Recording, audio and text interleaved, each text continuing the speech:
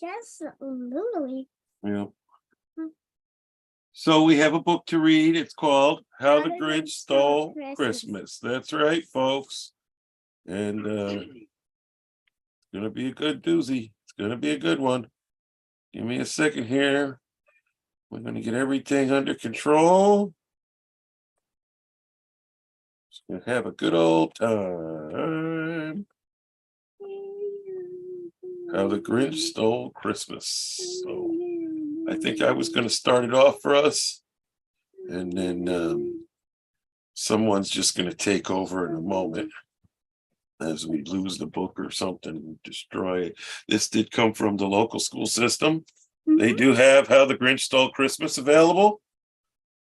I hope they don't have certain books. How the Grinch Stole Christmas.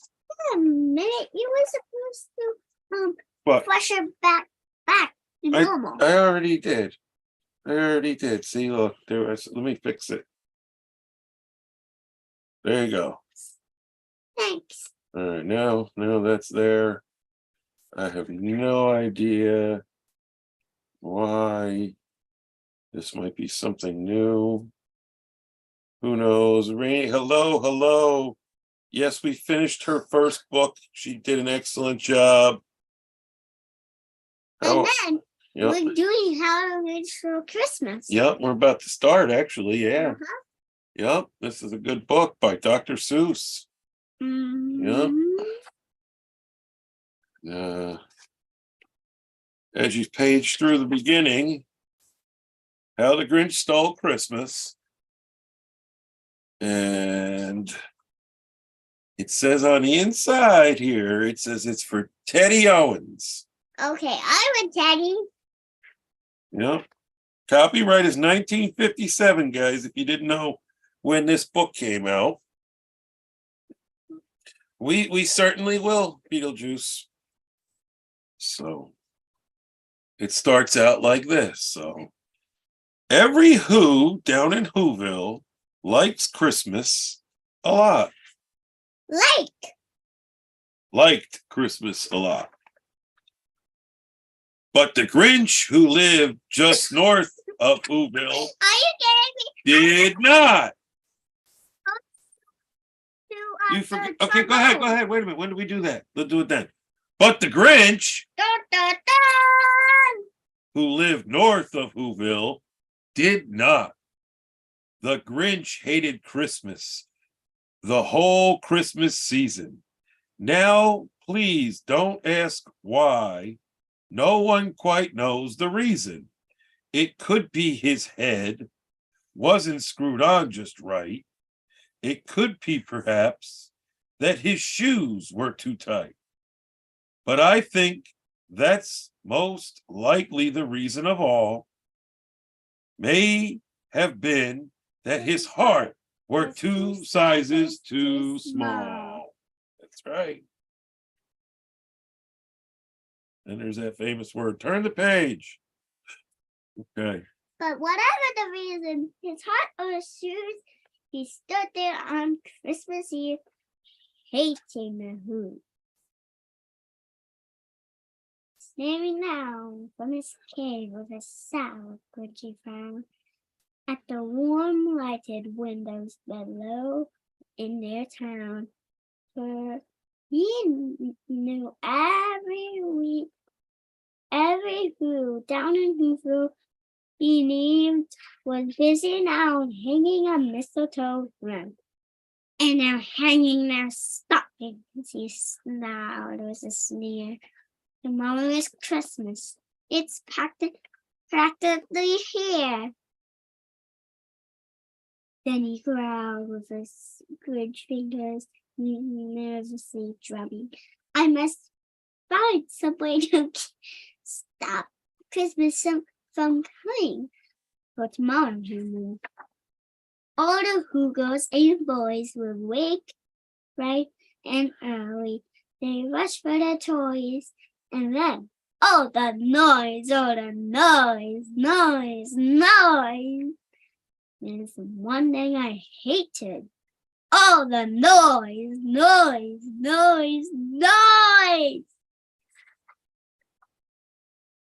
And the Like little ice. young and old would sit down to a feast, and a feast, and a feast, and a feast, feast, feast, feast. They would feast on who could it, and where who roast feast, which was something the Grinch couldn't stand in the least. Uh-oh. Then they do something he liked the least of all. Every Who down in Whoville, the tall and the small, would stand close together. With Christmas bells ringing, they stand hand in hand, and the Who's would start singing. And they sing, and they sing, and they sing, sing, sing, sing. And the more the Grinch thought of his Who Christmas sing, the more the Grinch thought, I must stop this whole thing. Why the 53 years I put it off with this now? I must stop Christmas from coming. But how? How would he steal Christmas, Dad? I don't know. Maybe he has an idea, a wonderful, awesome idea. Maybe. Then he got an idea, an awful idea. The Grinch got a wonderful, awful idea. Oh no, just what to do. The Grinch laughed in his throat, and he made a quick Santa Claus hat and coat. And he chuckled and chuckled. What a great Grinchy trick. Uh-oh. With this coat and this hat, I'll look just like Saint Nick and do the song that had the one, Mr. Grinch. Yep. Can you do that song? He's a mean one, Mr. Grinch. No, it's you're a mean one, Mr. Grinch. You really are a heel. You're as cuddly as a cactus, you're as charming as a mirror, Mr. Grinch. I wouldn't touch you with a 39.5 pole. All right, let's go. All I need is a reindeer. The Grinch looked around, but since their scarf, there was none to be found. Did that stop the old Grinch? No, the Grinch simply said, if I can't find a reindeer, I'll make one instead. So he called his dog Max. Then he took some red thread and he tied a big horn on the top of his head. Oh, it was supposed to be black thread, not red thread. Then he loaded some bags and some empty sacks on a ramshackle sleigh, and he hitched up old Max. Then the Grinch said, "Giddy up!" And the sled started down toward the homes where the Who's lay a snooze in their town. Oh. All their windows were dark. Quiet snow filled in the air. All the Who's were all dreaming sweet dreams without care. When he came to the first little house on the square, this is stop number 1. The old Grinchy God hissed and climbed up to the roof. Empty bags went in a fist. Oh, this! Oh, wow.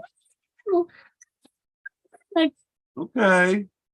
I don't know what that And he slipped means. down the chimney, a rather light, tight pinch. But if Santa could do it,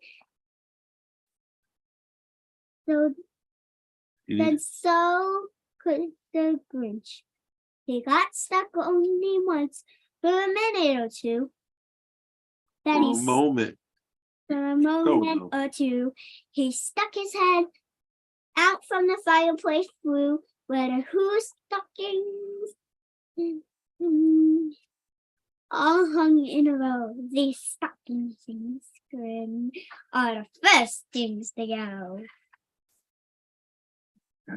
Awesome. Then Great. he slithered and slunk with a smile, most unpleasant.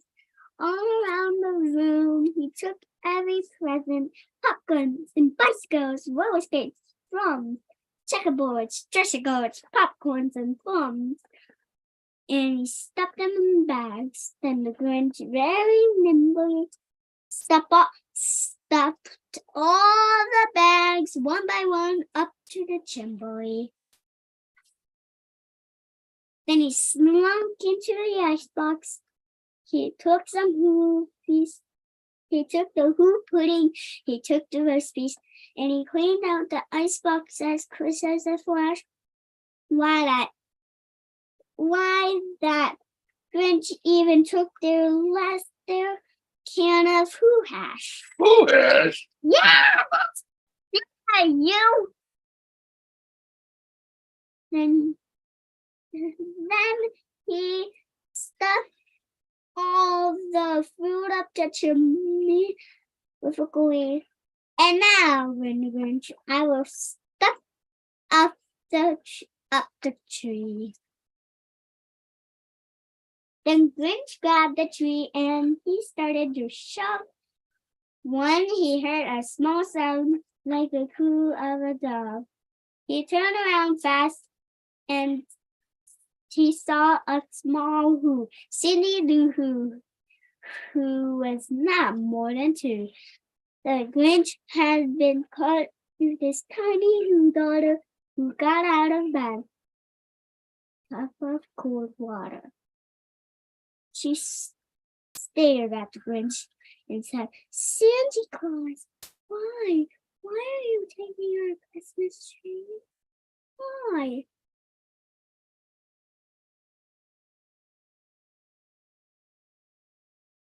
But you know that old Grinch was so smart and so slick. He thought up a lie and he thought it up quick. "Why, my sweet little tot," the fake Santa Claus lied, "there's a light on his tree that won't light on one side. So I'm taking it home to my workshop, my dear. I'll fix it up there. Now bring it back here." And his fib cooed the child. Then he patted her head and got her a drink, and he sent her to bed. And when Cindy Lou Who went to bed with her cup, he went to the chimney and stuck the tree up. Then the last thing he took was the log for their fire. Then he went up the chimney, hit himself the old wire on their wall was nothing but hooks and some mud. In one stuck of food that he left in the house was a crumb that was even too small for a mouse. He took it. Then he did the same thing to the houses, leaving crumbs too much small for other mouths.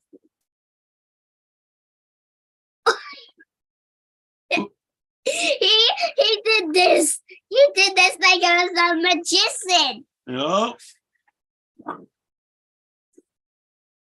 It was 1:15. Put your feet down. There you go. All the Sit up a Who's little. still abed. All Who's still a snooze. When he packed up his sled, packed it up with the presents, the ribbons, the wrappings, the tags, and the trimmings, the trappings. Go ahead, sit up a little. No, I can read You it. look so uncomfortable. All right. 3,000 feet up to the side of Miss. Yep. You're sliding. He rode to the tip top to dump it. Hoo,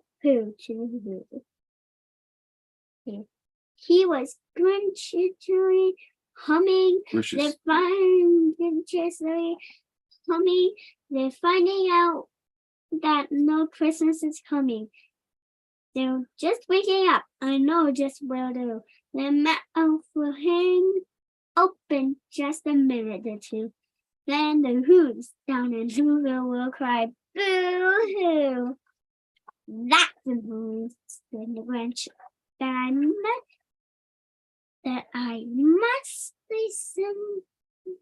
That's a noise. Simply must hear. So we paused, and the Grinch put up his hand to his ear, and he did a sound rising over the snow. It started in low, then it started to grow. Why, the sound wasn't sad. But But the sound wasn't sad. Why, the sound sounded merry. It couldn't be so, but it was merry, very. He started down at Whoville. The Grinch cocked up his eyes, then he shook. What